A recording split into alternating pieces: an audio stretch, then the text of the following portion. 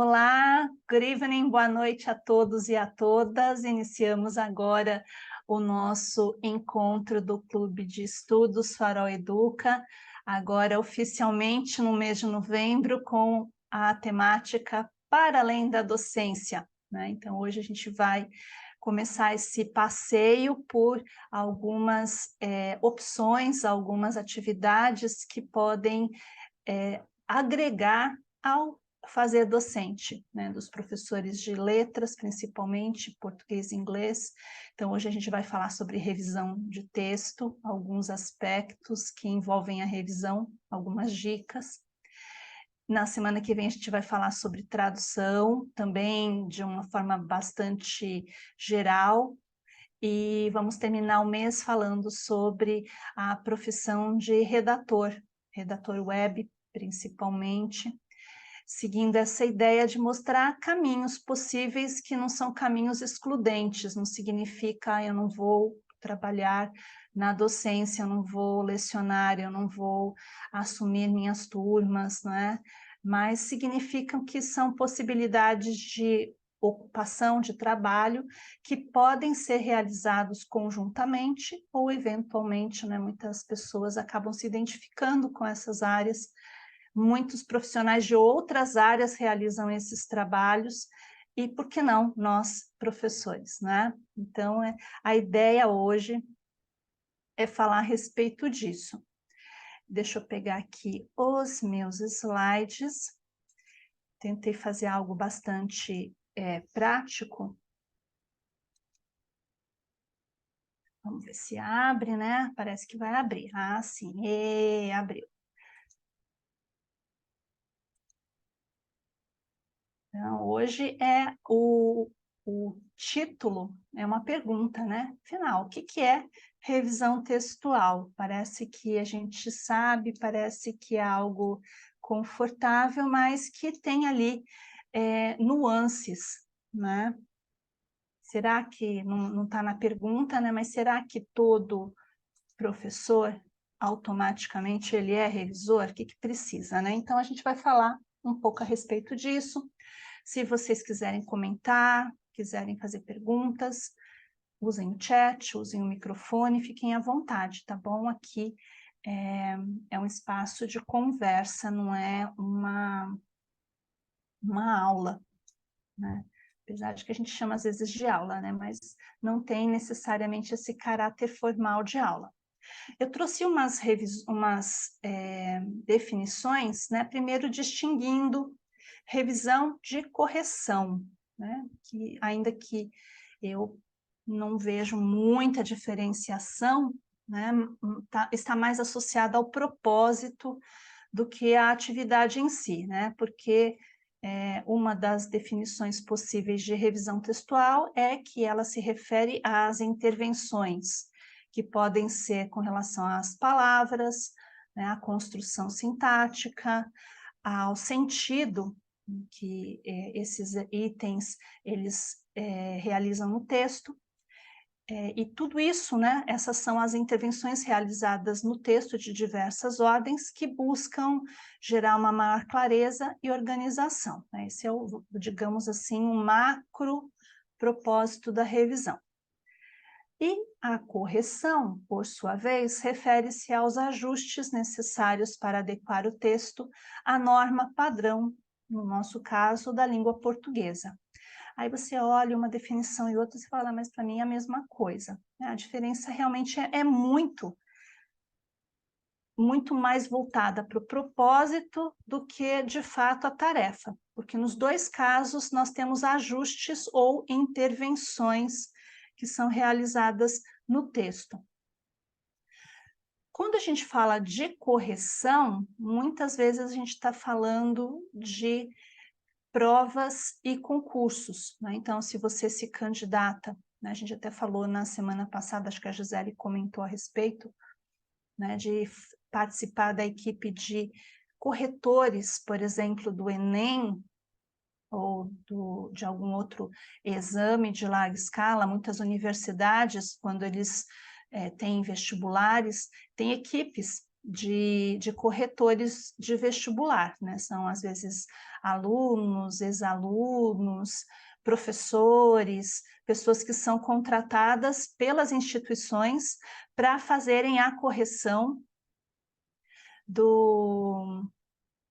e tem plataformas também, né? Tem muitas plataformas que contratam corretores, né? Pessoas que vão corrigir, porque, inclusive, né, estão vendo aqui à esquerda, é uma dessas plataformas, né? O aluno, hoje em dia nós temos muitas ferramentas em que o aluno produz o seu texto, ou ele produz já no ambiente, ou ele faz uma prova escrita, manuscrita, essa prova é inserida no ambiente e aí você corrige dentro desse ambiente, né? Então, existe isso, né? Aí ao lado, à direita, tem um tipo de orientação para correção da redação do Enem, né? Então, quando você entra nesse processo seletivo de correção da redação do Enem, você passa por várias etapas, você faz um curso, o bacana mas é esse preço mesmo, viu, Gisele? É uma merreca, né? Porque você ganha, acho que a do Enem, inclusive, a última vez que eu fiz, há um tempo atrás, acho que era R$ 3. Se eu não estou enganada, eram R$ 3, e você tinha, assim, ia receber um lote eu não lembro agora, acho que eram 100 redações, 50 agora, é isso? 50 redações, na época acho que a gente podia receber até 100 redações por dia, quer dizer, você ganha na produtividade, né? Porque se você ficar ali muito lento, muito lerdo, você não ganha nada, né? Então, nessas plataformas, você tem que produzir e produzir rápido, né? Mas é trabalho, né? É um trabalho meio chato de fazer, né? Você tem ali itens a observar, né? Que você tem que dar pontos, e normalmente nessas correções, por exemplo, uma prova como o Enem, ou uma prova de larga escala, como um ENAD, em geral, não é um corretor apenas que corrige cada prova, são dois. Havendo uma diferença muito grande na avaliação desses dois, aí entra uma terceira pessoa para fazer ali a média, né? Para também fazer a sua avaliação. Então, isso é um trabalho. Você pode falar que é mal pago? Depende, né? Depende de se você conseguir corrigir rápido, corrigir bem, produzir bem ou não, né?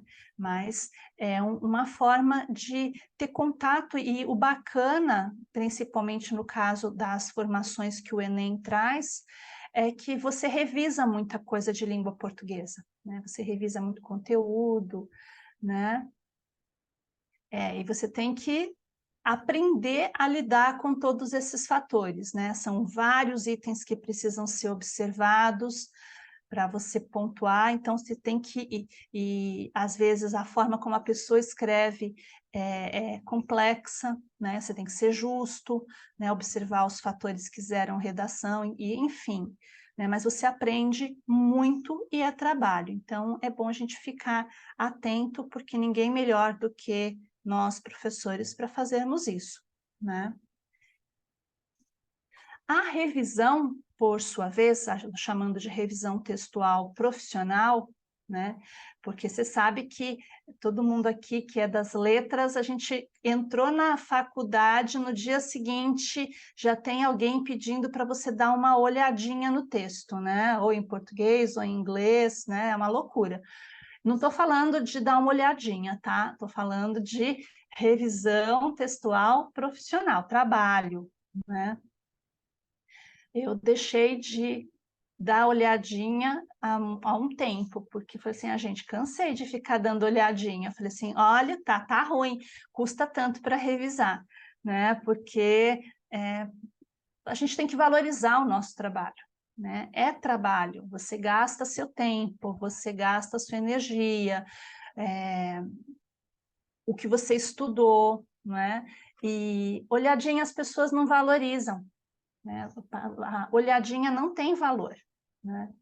Então, quando a gente fala de revisão textual profissional, a gente está falando de vários, eu coloquei só alguns aqui, mas é possível realizar uma revisão, um trabalho de revisor em várias esferas, né? Então, a esfera acadêmica, né? Revisão, eu trabalhei principalmente, né, nessas duas primeiras, né, na esfera acadêmica, né, desde 2012, eu fiz parte da equipe de revisores da Cruzeiro do Sul, né? E quando a gente trabalha nisso, né? Revisando principalmente material didático, né?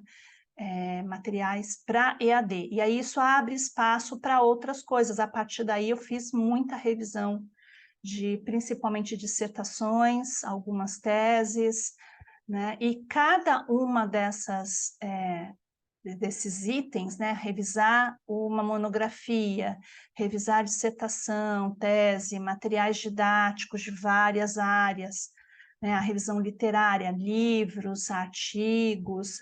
Eu coloquei aqui uma revisão multimediática, né? Que envolve ali roteiros, né, para cinema, para produção de conteúdo, né, para posts, anúncios, tudo isso precisa de alguém que revise, precisa de alguém que tudo que envolve texto precisa passar por uma etapa de revisão. E eu ouço, né, inclusive muita gente que eu conheço falando que a própria pessoa que faz o material ela pode revisar? Sim, ela pode revisar, desde que ela seja um profissional habilitado para isso, né?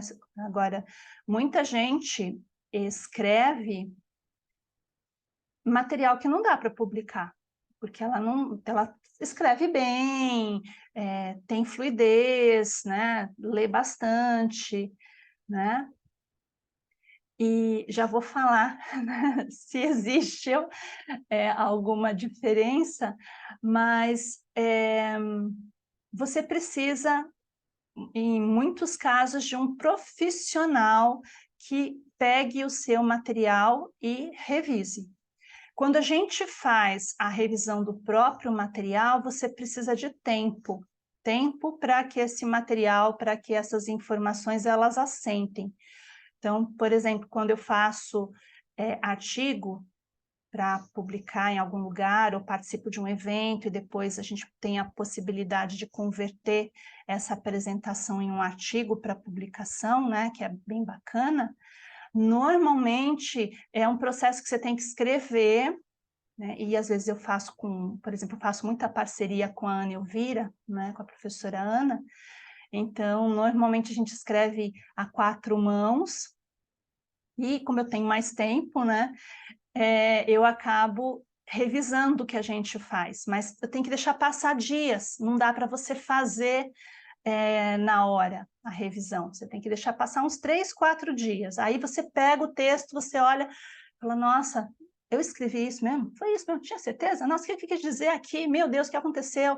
Né? E aí você começa, porque aí surge, né? É o chamado tempo de descanso, né, do texto. Então, a maioria das pessoas ou não sabe fazer isso, ou não tem tempo para fazer isso. Por isso, aqui estamos nós, como revisores, pessoas capacitadas para fazer isso. Aí, antes de seguir adiante, a pergunta que não quer calar da Gisele, né? Então, qual a diferença da correção? Na verdade, é o propósito, né? Quando você fala de correção, por exemplo, você vai corrigir uma prova do Enem, uma prova do ENAD, um concurso público, você está ranqueando, né? Então, você faz uma correção tentando dizer, dentro dos critérios que foram estabelecidos naquele concurso para nota máxima, né? Quanto, por exemplo, no Enem, tem lá vários critérios que são observados, né? A utilização de conteúdos das disciplinas que ele viu ao longo do curso dele, adequação com a norma culta da língua portuguesa, coesão, se a pessoa usa um repertório variado de elementos coesivos, né? Não adianta ficar usando todos mas, então, que isso perde ponto, né? Então, essas provas, a correção, ela tem, assim, quem está falando sou eu pela observação, né? Ela tem esse caráter de avaliação, né?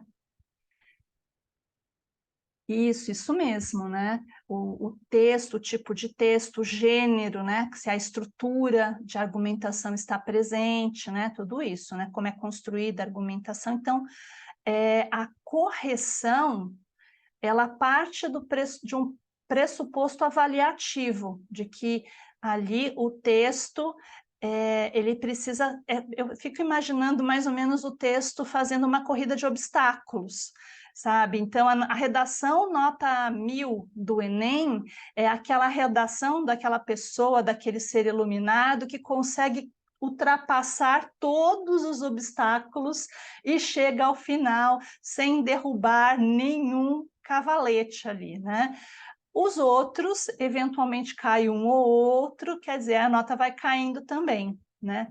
A revisão de texto, ela tem outro propósito. Então, quando alguém escreve uma monografia, quando você tem que revisar um material didático, quer seja para EAD ou para um material físico, um livro, um artigo, um roteiro, eles têm esses gêneros todos, eles têm propósitos diferentes, e você não vai dar nota para ele. Né? Você não vai falar assim, errado, certo, nota 10, nota 5,5, né? Você vai melhorar esse texto. Você vai fazer intervenções para que esse texto continue sendo o que ele foi previsto para ser, só que melhor, né? Que não haja ruídos linguísticos de acordo com os propósitos comunicativos deste texto. Então, e aí a gente vai começando, a gente vai percebendo que revisar é muito mais do que ficar apontando erro. Nem todo profissional que conhece muito bem as normas da ABNT, por exemplo, são bons revisores. Eu conheço muitos revisores, nesses anos eu tive contato com muita gente, revisores que ficam ali procurando pelo em ovo, sabe? Discutindo questões da ABNT. Porque é tabela ou é formulário, é isso, é aquilo, é ponto, é traço alto, traço baixo. Se isso é importante em momentos, sim, é. Mas isso não, a revisão não se restringe a essas questões técnicas, né, de formatação de texto, que isso também é a ação do revisor textual, né? Então, a gente precisa de mais do que isso, né? Precisa se observar o propósito comunicativo, o objetivo daquele material, né? E hoje em dia, o trabalho de revisão, ele abre um leque gigantesco. Quando você entra nessa área, você vai descobrir que a área é muito maior do que você tinha imaginado que ela poderia ser, né? Então, hoje a minha ideia aqui é só mostrar um pouco desse universo para vocês e dar algumas sugestões e dicas, né? Eu até conversei com uma colega, daqui a pouco eu vou falar a respeito dela, né? E falei assim, olha, eu não tenho a pretensão de dar um curso, eu gostaria até de fazer um curso, né, de revisão para formalizar o que eu sei, porque a minha revisão é uma revisão de prática, né, porque eu gosto de fazer isso, sempre gostei de produzir material e gosto também de revisar material, e você vicia, né? A revisão é o tipo de coisa que agora você pega qualquer texto, você encontra erro, ficou esquisito isso daqui, aí eu trocaria aquilo ali, enfim, é um negócio que vicia, é um trabalho bacana mesmo, né? E ganha mais, né, Gisele, do que os R$ 3 da correção de prova, né? A propósito, tem também um trabalho que está relacionado à correção / revisão, que é a correção de avaliações. Depois eu vou comentar, quando eu falar do LinkedIn, eu falo também disso daqui, que é uma outra esfera que você às vezes se candidata para fazer correção só de questão de prova, né? Para verificar. Até um pouquinho dá para comentar aqui nesse slide que eu coloquei aqui, né? Eu dividi, não é tudo, né? Não são todos os tipos de revisão, há muitos subitens nessa área, mas eu subdividi em 3 grandes grupos. Quando você fala assim, quando alguém te procura, ou quando você vai procurar uma vaga, está escrito lá, procura-se revisores. Ah, legal, sou revisor, eu vou fazer. Bem, aí você tem que saber, quando ler, para que é a vaga, porque às vezes pode ser uma revisão gramatical, né? Então você é contratado para adequar o texto à norma culta, por exemplo, da língua portuguesa. Às vezes acontece de você pegar uma revisão em língua estrangeira. É possível? Sim, é possível, né? Hoje em dia, a gente vai falar mais a semana que vem a respeito disso, porque vai ser de tradução, né? Por conta das ferramentas de tradução automática, muitos tradutores têm sido contratados para revisar materiais traduzidos por inteligências artificiais. Vai ganhar a mesma coisa que o cara que traduz? Claro que não, né? Esses são os tempos modernos, né? Então, eu vou falar disso daí, Gisele, de formuladores de questões. E vou contar a minha experiência no ENAD de 2017. Agora, eu não sei, teve a pandemia, a gente ficou... Não foi esse último, né, que acabou sendo em 2020, acho que foi 2017 mesmo, 2016, 2017, eu participei. Dá até para comentar a respeito disso, né, porque abril, quando tem ENAD, os cursos que são convocados, né, que vão participar do ENAD, uns meses antes abre um processo seletivo para elaboradores de questões do INEP, que é o órgão que aplica o ENAD, responsável pela aplicação, né? E também para revisores técnicos, né? Por isso que eu coloquei aí a revisão técnica. Nesse ENAD, e assim, não é alguma coisa que você vê anúncio, porque essas informações chegam para as universidades, para os cursos que vão prestar ENAD naquela ocasião, porque você só pode trabalhar ou fazer parte do processo para ser elaborador de questão ou revisor de questão, se o seu curso estiver participando daquele ENAD, porque na verdade, não são as questões que você produz ou revisa que vão entrar no ENAD.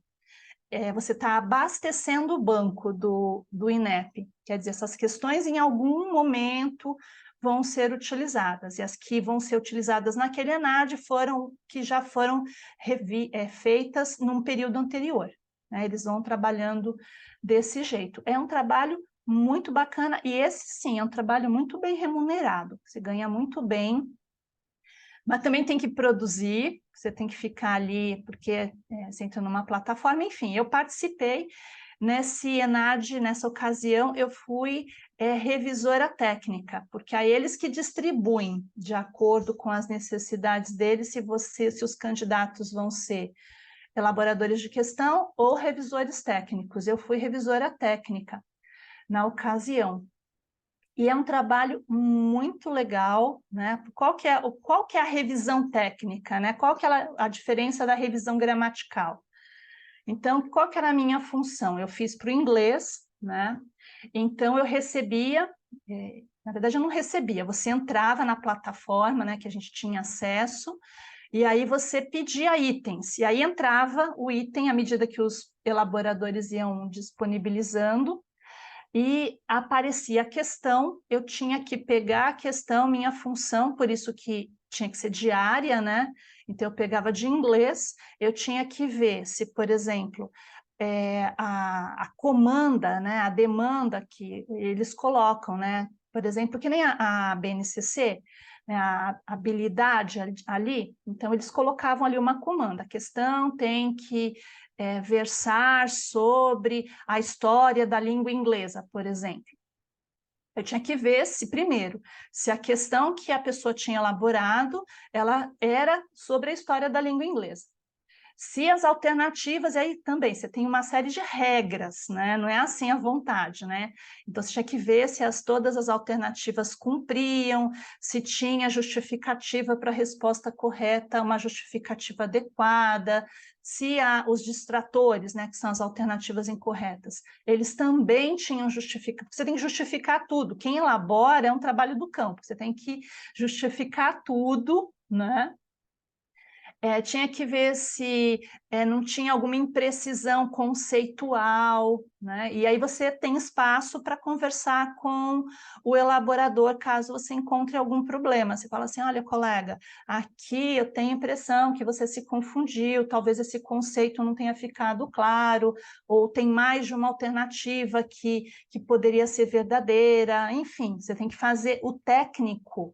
O revisor técnico, ele é muito importante porque ele precisa conhecer tanto quanto o elaborador, né? Não é assim, conheço mais ou menos, ouvi falar, estudei na faculdade, não, não é assim. Você tem que saber do assunto. Eu já peguei, na época que eu fiz revisão textual para o EAD, né? E a revisão do EAD, ela é gramatical, ela não é técnica, porque os revisores pegam conteúdos de N disciplinas, mas já aconteceu de eu pegar em algumas áreas irmãs, na área de comunicação, as disciplinas de comunicação social. Uma vez eu peguei um texto, um material, em que o conteudista ele se confundia com um conceito que era da área da estilística. A estilística foi minha área de mestrado, né? E aí eu peguei aquilo e falei, gente, esse conceito está errado. Ele está falando de uma coisa e não é isso. Aí eu fui procurar e realmente estava errado, só que eu não era revisora técnica. Eu era revisora gramatical. O que você tem que fazer? Eu entrei em contato com o responsável pelos revisores. Fulano, olha, tem aqui o texto na página tal, eu tenho a impressão, não tinha impressão, tinha certeza, mas você fala assim, eu tenho a impressão que o conteudista ele está usando um conceito inadequado. Sugiro que ele reveja esse conceito. Você não pode mexer, porque mexer nisso seria o trabalho do copydesk, muitas vezes. O que é o copydesk? O copydesk, eu até comentei semana passada, né, que é um termo que tem múltiplos significados. O significado inicial do copydesk é o último revisor. Passou pela revisão gramatical, passou pela revisão técnica. O copydesk inicialmente seria o cidadão que iria verificar se a palavra não ficou numa página, só uma palavra. Então, quando o material vira livro, por exemplo, né, que tem aquela formatação, margens diferentes, espelhamento, aquela coisa toda, às vezes fica esquisito, fica o subtítulo na última linha, e aí pula na outra página, começa o texto, ou fica uma palavrinha só na última página, ou junta, gruda dois parágrafos que deveriam estar separados. Então, o copydesk inicialmente faria isso. Mas, na prática, muitas vezes o copydesk é a pessoa que pode, às vezes, fazer intervenções e faz intervenções maiores num texto. Né? Então, às vezes acontece, e nessa área de revisão, muitas vezes se fala assim, trabalho de copydesk é trabalho quase de coautoria. Como eu falei para vocês, né, a revisão que eu peguei, que eu percebi que tinha um problema, mas para eu mexer nessa questão, eu estaria mexendo em todo o conteúdo do professor, né? Então, eu passei para o responsável, para o setor responsável pelas revisões, para que ele acionasse o conteudista para verificar o que estava acontecendo, né? Porque senão eu teria que reescrever, né? Isso aconteceu várias vezes ao longo isso falando de textos de material didático, né? Principalmente, né? Já aconteceu também às vezes alguém te pede assim, né? Ah, eu estou fazendo a monografia da minha pós, estou fazendo uma pós, aí tem um artigo, tem uma monografia, ou o meu TCC, né, para fazer, você pode revisar para mim? Aí você começa a revisar, você fala, Jesus, meu Deus, o que aconteceu aqui? Está tudo torto, tudo desorganizado, né? Exige uma intervenção que é um trabalho de copydesk, que é um trabalho que você deveria ganhar muito mais e fazer um trabalho quase que uma mentoria em cima daquele texto. Eu já fiz isso também, uma vez uma moça me pediu ajuda, ela não era da área de letras, ela era da área de pedagogia, e ela pediu para eu fazer a revisão do trabalho dela, mas no final a gente acabou fazendo, eu acabei sendo copydesk, porque a gente se reuniu várias vezes para ela reescrever, porque eu tinha que entender o que é que ela queria dizer, que era de uma área muito diferente para mim, que ela tinha problemas de escrita e ela tinha problemas de entender o que a orientadora estava pedindo para ela fazer também. Então, é quase um trabalho colaborativo, né? E não é um trabalho que ultrapassa a própria revisão textual. Então, vocês estão vendo que tem muita coisa diferente que pode ser feita? E a gente precisa, e tudo isso tem que ser esclarecido inicialmente, né? E aí, o que e como a gente revisa, né? Que eu deixei para vocês umas fotos de vários materiais, eu peguei na internet hoje isso daqui, né? O mais antigo, mais famoso manual de escrita são os manuais dos jornais, né? Da Folha, do Estado, né? Eles eram digamos assim, as bíblias da revisão, da produção de textos. Né? Hoje em dia, inclusive, esse daqui, essa imagem que eu peguei, é de sebo, né? Tem gente já descartando, porque hoje em dia você tem, estão vendo, tem manual de revisão de textos digitais, tem muita coisa, né? Muito material disponível na internet, só que, no final das contas, quem manda é o cliente. Né? Então, voltando, né, estou usando muito a minha experiência, porque eu acho que é o que me chancela, né, esses anos de trabalho com revisão. Então, na universidade onde eu trabalhei, o que inicialmente nós recebíamos, né, a equipe de revisores chegou a ter, acho que uns 20 revisores na equipe da universidade, né, para dar conta de todas as disciplinas, né, porque, por exemplo, eu não pegava pouquíssima revisão na área de exatas. E já avisava, falei assim, olha, eu sou revisora linguística, eu não reviso fórmula, eu não sei revisar a fórmula, se estiver errado, se estiver certo, eu não tenho a menor ideia de... Então, eles davam essas revisões para pessoas que eram da área de exatas, ou, né, para dar uma olhada, né, para não acontecerem erros grosseiros, né? E a universidade, com o passar do tempo, à medida que o EAD foi crescendo, eles montaram, que nem aqui vocês viram, né, os livros, os manuais de redação.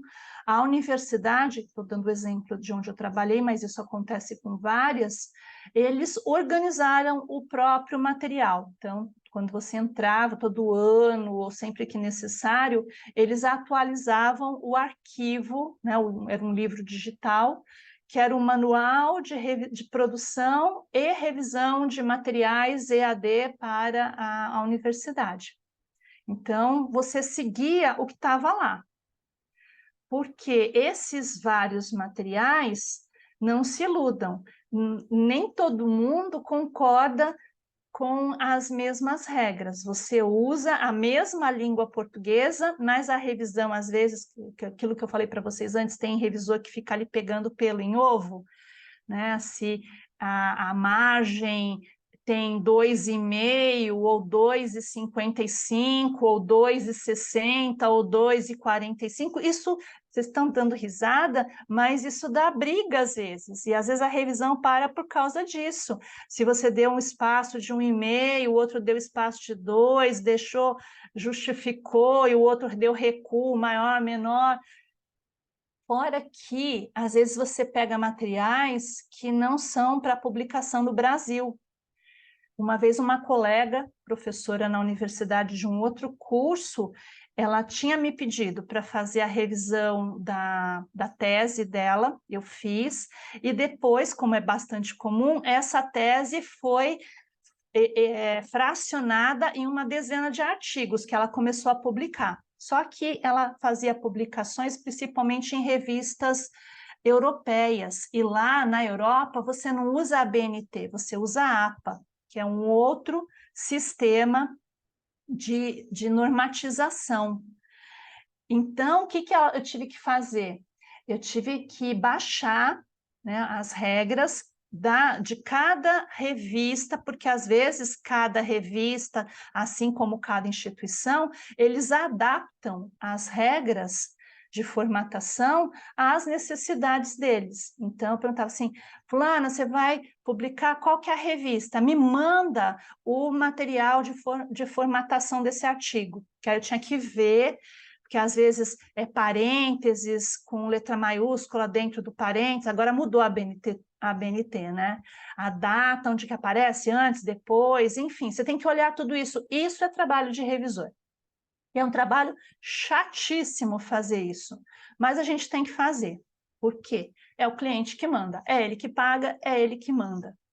Né? E quando eu falo que é ele que manda, às vezes ele nem sabe, né? Essa moça mesmo, quando a gente começou, eu fiz de um jeito, aí ela mandou o material, ela não prestou atenção, falei assim, é isso que você quer? É, quero só que vira artigo isso daqui. Fiz lá, revisei e tal, voltou, né? A revista não aceitou, porque estava fora das normas. Ah, eles disseram que tem que colocar nas normas. Falei, você não me falou, né? Você não vai falar isso para o seu cliente, né? Você vai falar para você mesmo, você vai xingar, mas você vai fazer o que ele quer. Então, a revisão, assim como as outras tarefas que nós vamos fazer, elas demandam essa negociação, de você conseguir entender que cada item, cada tipo de texto, e quando eu chamo de cliente, pode ser uma empresa, pode ser uma editora, pode ser uma instituição, uma universidade, uma escola, enfim, cada um ele vai ter as regras dele, a não ser que você pergunte e fale assim, ah, não, faz do jeito que você quiser, eu confio em você. O que? Eu sou um produtor independente, eu não estou seguindo nenhuma norma, né? Às vezes um livro, um material mais artístico, né? Às vezes, por exemplo, posts para as redes sociais, você tem que saber a quantidade de caracteres onde cada um, que cabe em cada um, as características daquele gênero, né? Então, tudo isso é importante. A gente tem que, de acordo com o nicho onde você quer atuar, você precisa saber de tudo isso, né? Senão você fica batendo a cabeça e criando uma má imagem sobre o seu próprio trabalho, né? Há ainda muitas ferramentas, hoje em dia a gente tem muitas ferramentas, eu até estava bisbilhotando, né? Aqui eu printei algumas imagens, né? As que estão aqui mais à direita, são imagens de ferramentas de revisão, né, ferramentas pagas, né? Não tem almoço de graça, né? Tem ferramentas, muitas empresas, inclusive, compram esses direitos para você fazer uma revisão muito mais rápida. É quase como um trabalho de memória de tradução, né? Que na tradução se usa já há bastante tempo. Agora, a ferramenta mais tradicional que a gente usa para revisão é o próprio Word, né? O material do Word, que tem essa abinha, né? Que é chamada de revisão, que você tem ali o controle de alterações que você aciona. Novamente, depende muito do cliente. Normalmente, quando você trabalha com empresas, se não tem uma ferramenta, eles pedem para que você use esse controle. Na universidade, no início, quando nós começamos as revisões do material de EAD, não, eles não pediam, depois eles passaram a pedir que a gente acionasse, tinha senha, tal, para entrar no material deles, para que aparecesse, né, o que você mudou e o que tinha antes, né? E aí tem o comando que você deixa visível do jeito que aparece aqui, né? Estão vendo que aparece em rosa o que você colocou, teoricamente, e em azul riscado o que foi apagado, né? Então, essa é acionar essa ferramenta. A gente não vai falar a respeito dela, né? Precisaria de muito mais tempo. E hoje em dia tem o chat, né? O amigo mais querido de muita gente, o ChatGPT, existem outras IAs que também fazem isso, que você pode, assim como no Google, né, pedir para eles revisarem para você. Ah, é confiável? Ele é uma ferramenta muito útil para trazer para você informações que às vezes passaram despercebidas, algo que você escreveu errado, né? Agora, eu acredito que todas essas ferramentas, o próprio da Microsoft, o Word, né? Ele também, se você aciona a ferramenta para ele mostrar erros ortográficos, ele mostra para você também, né? Você passar ali o F7, né? Se eu não estou enganada, ele mostra possíveis problemas que ele identificou. Mas não significa que tudo que essas ferramentas identificaram, de fato, eram erros, ou aquilo que eles corrigiram, de fato, está certo. Você precisa fazer o quê? Revisar o que a ferramenta fez, né? Porque essas ferramentas, elas agilizam, mas elas não são infalíveis. Graças a Deus, elas não substituem a nossa capacidade de análise, de reflexão, de verificação. Falar assim, bem, isso daqui normalmente é usado desse jeito, mas a pessoa aqui está usando por uma outra razão, né, dando um sentido diferente, né? Essas ferramentas, elas se confundem, inclusive, se você começar a mudar a língua, né? Então, como eu trabalhei sempre com duas línguas, muitas vezes usando inglês, português, e aí isso para essas ferramentas é o fim. Você começa a usar em português, de repente você passa para o inglês, ele vai dizer que tudo que está em inglês está errado. Sabe quando sai tudo marcadinho de vermelho? Com aquelas linhazinhas, sabe? Indicando que tem algum problema, ele dá a sugestão para você de troca de palavra.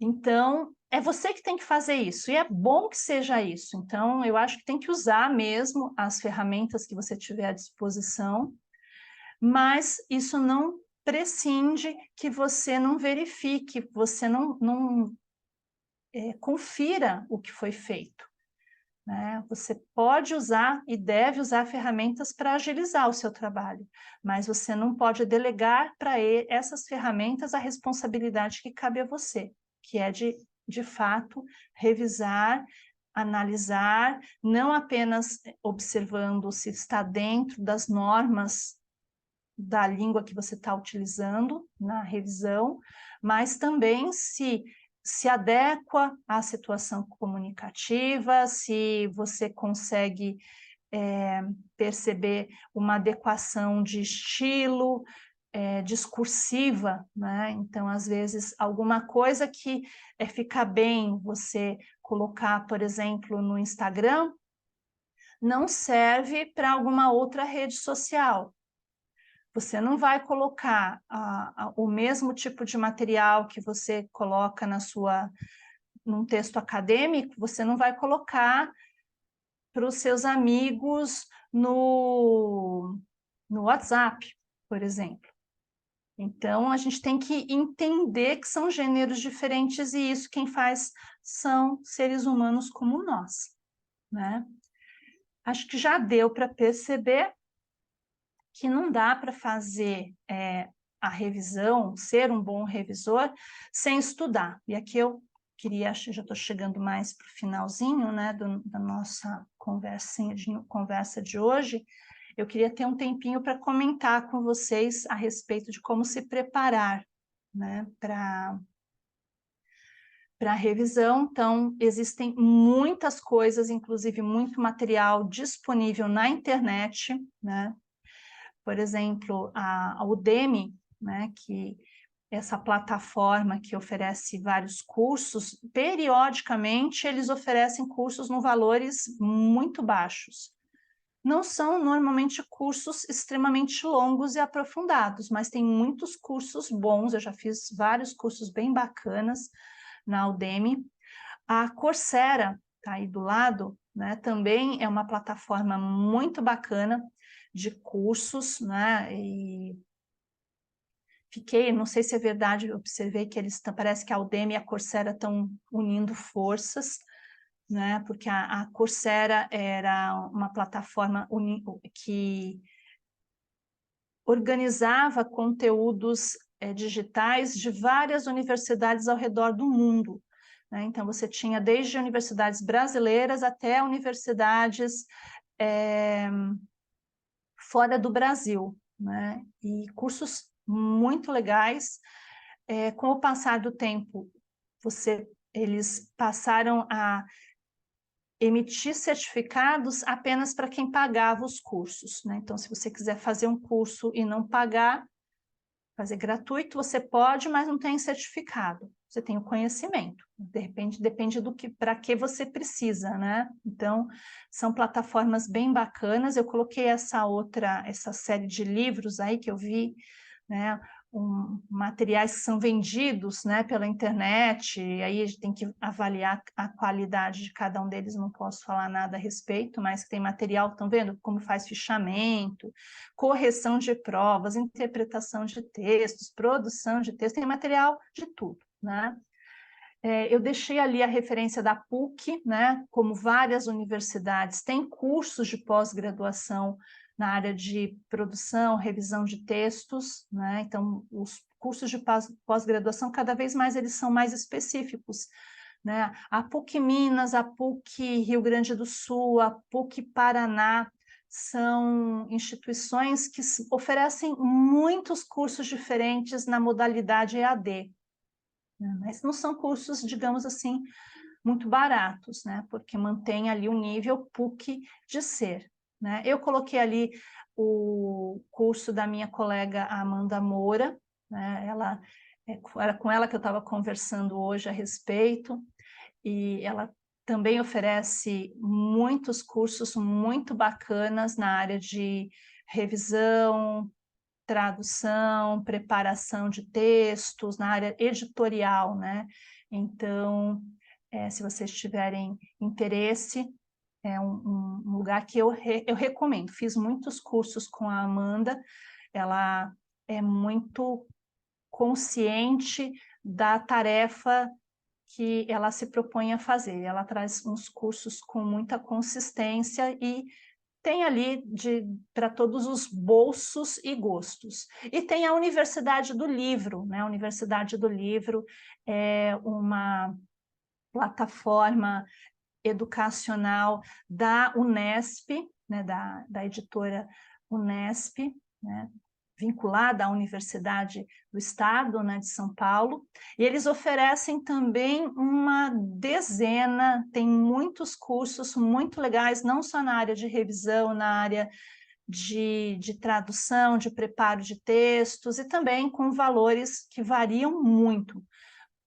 Dá para você fazer esse percurso sozinho? Dá também, né? Depende do seu próprio perfil, né? Acho que a minha função é mostrar para vocês locais bacanas que você encontra material de qualidade, porque se você coloca na internet, tem muito curso gratuito, só que aí você tem que avaliar a qualidade. Tem muita gente que monta, diz que o curso é gratuito, te dá 4 aulas que não fala nada de nada, fica ali só vendendo, mostrar, no curso você vai ver isso, no curso pago você vai ver aquilo.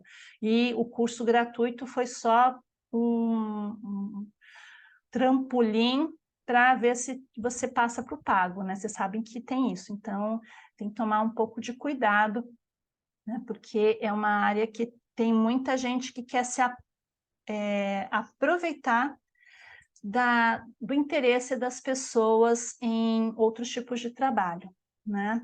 E para começar, fala assim, eu vou meter a cara, colocar o louco aí e quero começar a ver se eu pego alguma coisa para trabalhar. Tem vários caminhos, né? O primeiro caminho é procurar as editoras, né? Entrar em contato, se você entra no site de todas as editoras, tem ali um trabalho conosco, faça parte do nosso time. E por isso que eu coloquei essa última imagem aqui de usar a cara de pau, sabe? Você tem que... Oi, eu sou fulano de tal, faço isso, aquilo outro.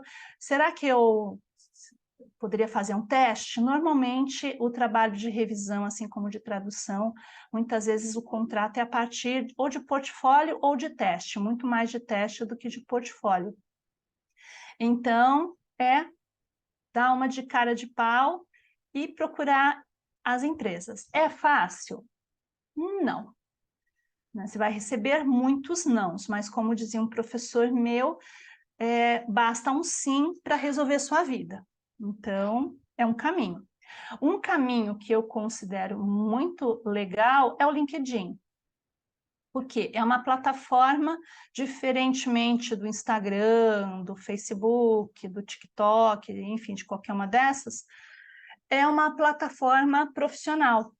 As pessoas não estão ali para ficar postando foto na praia, né? Ou que você comeu no almoço, no jantar, tal, para ficar falando mal de alguma situação. As pessoas estão ali para mostrar o lado profissional delas, né? As qualidades profissionais. Então, entre no LinkedIn, faça um bom cadastro, preencha o máximo de informações e tenta entrar mais de uma vez por semana para ver, porque lá tem vagas, né?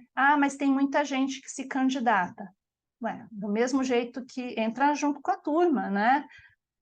Você às vezes vê postagens, muita gente às vezes oferece vagas nas postagens e não no quadro de vagas. Então, se você começa a acompanhar, seguir as pessoas certas, é um espaço que traz muitas possibilidades de trabalho. A gente vai voltar em outros momentos a falar do LinkedIn também. E participar de grupos, de eventos, de ações que envolvam revisores. Como que você faz para entrar num grupo? Procura um grupo, coloca lá, grupos de revisores, tem no Facebook, tem, né, eventos de revisão de texto, né, fazer networking, né, os grupos servem para isso, né, para você saber o que está acontecendo, saber quais são as dificuldades, oportunidades de trabalho. Vai ter um evento, um workshop, um webinar a respeito de revisão de produção. Por exemplo, a Amanda Moura, periodicamente, ela oferece alguns eventos abertos, que nem a gente fez a nossa aula aberta da semana passada, ela faz aulas abertas também, traz convidados. Então, entrar nesses lugares, a pessoa coloca no final lá o endereço dele, né, o Instagram ou e-mail, você anota, entra em contato, olha, eu vi a sua fala lá no Na aula aberta da Amanda, fiquei muito interessada, eu trabalho com isso, e aí você vai vendendo o seu peixe na cara de pau. É assim que a gente começa as coisas, né? Essas áreas que nós vamos falar, elas são áreas principalmente que professor às vezes gosta de segurança, né, da escola, do espaço formal, essa área de revisão, de produção de material, de tradução, elas são áreas que você fica muito livre, você pode transitar por muitos universos e a ideia é essa, é nesses contatos que as oportunidades surgem, né? Que você vai mostrando o seu trabalho, olha, eu já fiz revisão disso, você mostra o que você fez, você fala a respeito do que você fez, você descobre o que as pessoas estão fazendo, o que elas estão precisando, e assim a coisa vai acontecendo. Nossa, falei muito, né? Ufa! Mas assim, tem muita coisa mesmo para falar. Não sei se tem alguém que quer perguntar alguma coisa, quer comentar alguma coisa. Como eu disse, é um panorama, mas é para realmente deixar vocês com a pulguinha atrás da orelha, se depois quiserem perguntar algo no grupo, fiquem à vontade, podem perguntar, se eu tiver ali algo para passar para vocês, eu passo também, tá bom? Obrigada, queridas, foi ótimo encontrar com vocês, espero que depois vocês que forem assistir também, ficar a dica, caso queiram perguntar, queiram comentar, estou à disposição. Bom, obrigada mais uma vez, boa noite, bom descanso, bom feriado, né? Feriado de meio de semana e bom calor para todo mundo. Até mais, vejo vocês em breve.